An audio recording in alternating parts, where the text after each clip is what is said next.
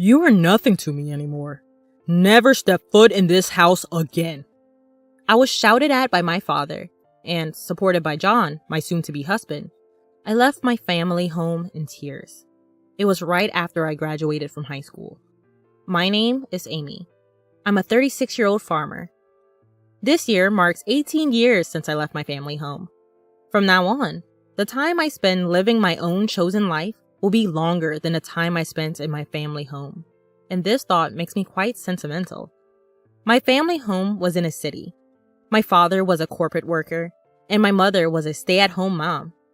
We were a family of 4, including my brother and me, who was born a year ahead of me. My parents were the kind of people who ranked their children clearly, so my brother, being the heir, was always given priority.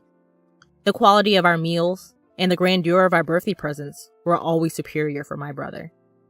He boasted about his superiority and always bullied me. There were times when I felt lonely, and there were times when I cried out, "I want attention too!" But my parents never changed, so I gave up completely. The event that changed my life happened in the summer of my second year of high school. My brother was studying for a college entrance exam, aiming for a top-tier university. His mock exam results were not good at all, so he was always on edge, taking out his frustration on me at every opportunity. My parents, as if handling a fragile object, treated my brother with utmost care and gave me household chores that didn't allow me to have time to study. Because I was performing better academically than my brother, they tried to lower my grades to improve my brother's mood. It didn't make any sense. At that time, I heard about a rural experience program from a teacher. At the high school I was attending, students could participate in a 2-night, 3-day rural experience program if they wished. Participants stay at a host farm, harvest vegetables, cook together, and experience country life. I, who was troubled by my family environment, decided to participate bravely. But my father objected, saying, "Agriculture is something only fools who can't get corporate jobs do for a living." And my mother scoffed at me, saying, "Are you crazy? Willingly experiencing manual labor? Getting dirty and stinky in the mud?" But I defied my parents' opposition and used the pocket money I had saved up to sign up. This was the first time I had ever refused to do as my parents said. It turned out to be an excellent decision. For me, who was starving for familial love, it was truly a wonderful experience. Working in the fresh, rural air was invigorating, and I was able to experience the warmth of a family. The eldest son of that family, John, was a year older than me and the same age as my brother. At first, I was a bit wary, simply because he was an older guy. But John was completely different from my brother. He was kind, but firm, got along well with his parents, and was kind to me as well. John's parents were truly gentle people, and even though it was only for 3 days, I cried a lot when I had to leave the farm. John's mom cried along with me, saying, "You're welcome back anytime." I promised, I will definitely come back. They said they didn't look at their cell phones much, so I wrote them letters regularly. Before long, I started receiving more replies from John, and it became like an exchange diary, and we started dating. It was a pure long-distance relationship, without even a kiss. After my brother failed to get into his first-choice university and ended up in a third-rate private college, I became a college applicant, but my parents pressured me to get a job instead of going to college. The reason, they said, was that women didn't need an education. But the real reason was probably that they didn't want me to go to a better college than my brother. Since the rural experience, I had a dream of becoming a farmer. I could become a farmer without going to college, but John was a college student and had moved to the city, so I thought I would go to college and aim for a new kind of farming. Having a clear goal and purpose, I studied hard every day, despite interference from my parents and brother. However, when I passed the university entrance examination, my father was furious, saying, "Are you, a woman, planning to go to a better university than your brother?" My mother also said, "We don't have money to spend on you. Your brother needs money, so you should work and bring money home." I was desolate by my parents' words, and after a huge fight, I ended up cutting off all ties with them. John came to pick me up from home, and his parents, now my in-laws, supported my college expenses, and I ended up attending college. 4 years later, I married John. I never contacted my parents or brother during my college years, but when my in-laws said, "We have to at least give them a heads up about the marriage," we visited my childhood home for the first time in 4 years. Right after graduation, things were chaotic, and it was also planting season, so we couldn't make the visit until the beginning of summer. My in-laws, my husband, and I all had sunburnt, darkened faces from working outside, but my parents and brother openly ridiculed us. My mother asked, "No offense, but how old are you exactly? You must be quite poor to be working until you're all dark like this." I was mortified. "Please, stop, Mom," I implored in a small voice. But she ignored me. My brother smirked and said, "Smart people like me make money with intellectual work. If you can only do primitive work, it's proof you're unintelligent." I turned pale, and the gentle smiles on my in-laws' faces froze. My husband firmly declared, "With all due respect, we are proud to be farmers." My father laughed condescendingly and said to me, "Just to make it clear, you're a stranger to us from now on. You're marrying a poor farmer who has to sweat and work hard. We're going to treat you as if you don't exist. It'll be a problem if you come asking us for money. We don't want to see you anymore." Already being disowned at 18, I knew very well that I was on my own, even without being told so explicitly again. Still, I had tried to maintain the courtesies. The sympathetic looks from my in-laws and John were difficult to bear. On the way home, I quietly wept and resolved to forget about my biological family. Time flew, and before I knew it, 18 years had passed. The emotional wounds had thoroughly healed. I had given birth to 2 children, and my days were busy but fulfilling. Although I had virtually erased the memories of my parents and my brother, I was informed by a cousin that my brother was getting married. My cousin and I have always been close, and we occasionally touched base even after my marriage. At some point, I had sent them rice harvested from our farm, and they were pleased with its taste, even becoming a regular purchaser. Therefore, we maintained a relationship, and we enjoyed chatting on the phone about once a month. "We can meet after a long time at the wedding," my cousin said, but I hadn't heard anything about the marriage from my parents or my brother. Well, since we're estranged, it's true that there's no way for me to know. "I heard they are building a new duplex. I wonder if it's completed."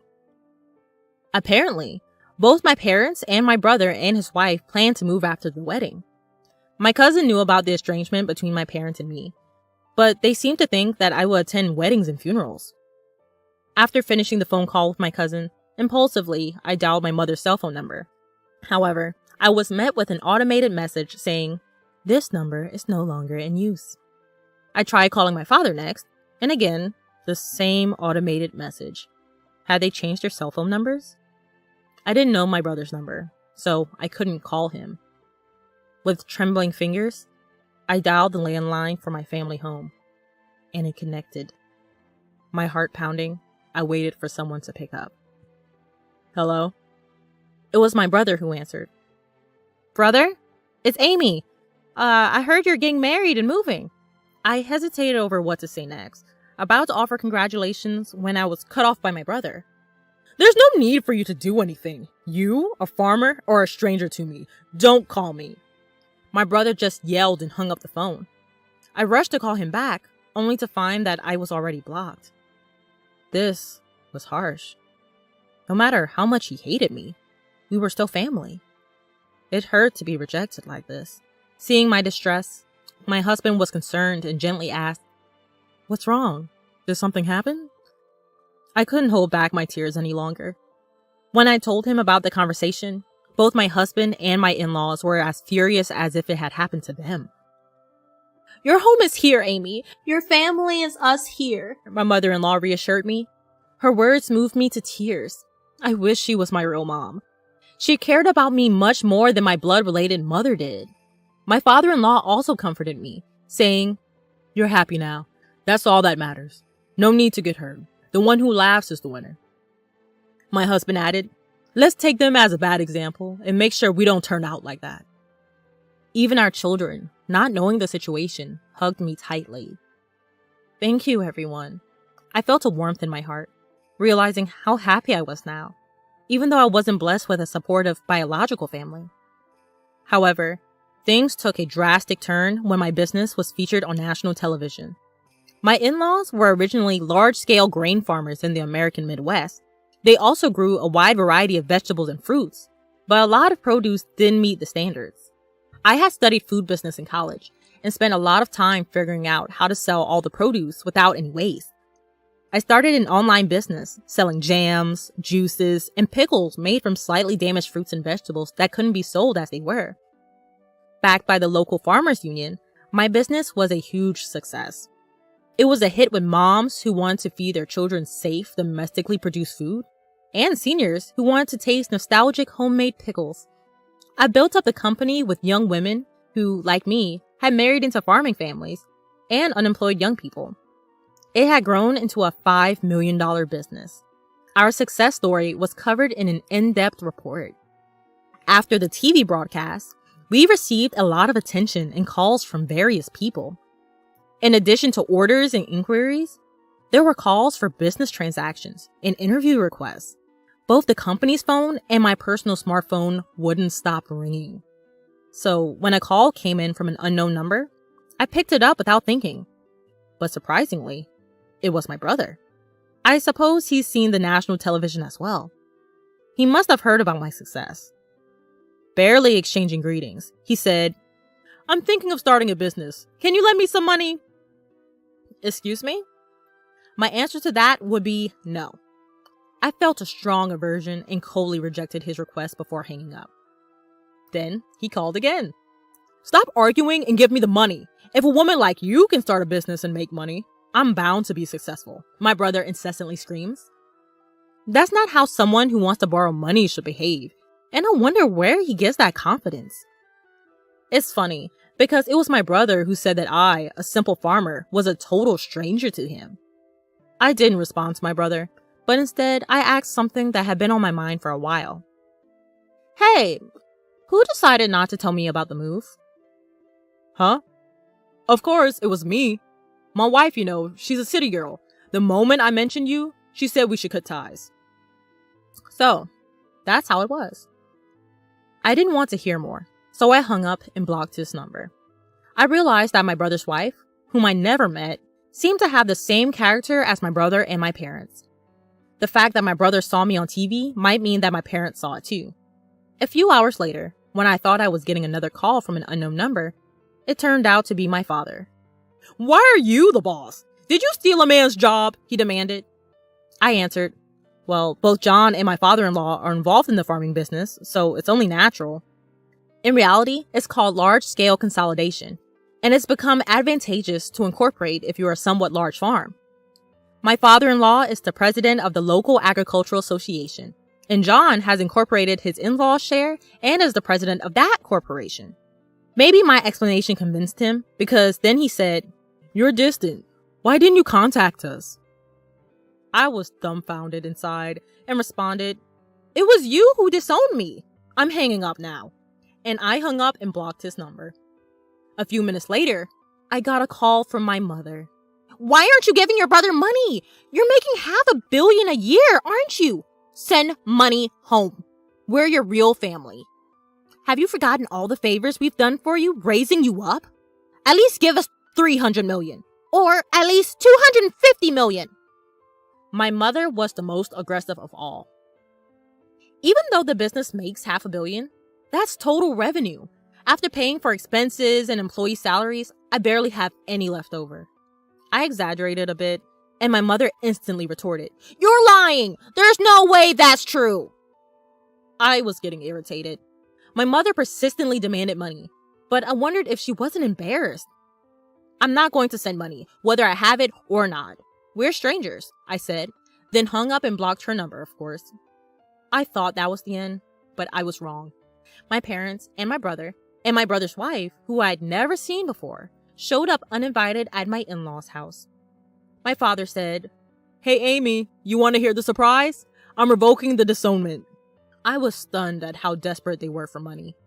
My mother-in-law asked, What on earth is going on with you people?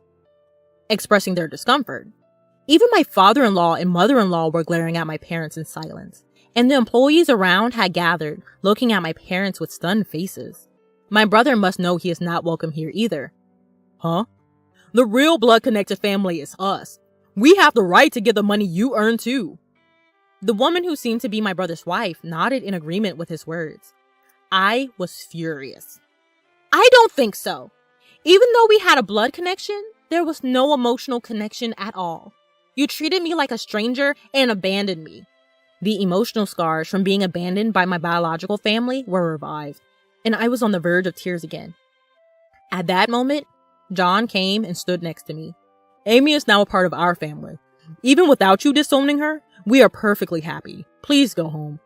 He defended me and declared firmly. The employees also criticized my parents in unison. Exactly! What are you thinking? How rude. There are many people on my side here. When I thought this is where I belong, I felt profoundly happy.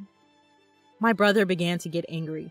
Shut up! Shut up, you country bumpkins! You're all low-educated trash, aren't you? Obey what we say in silence, he ranted.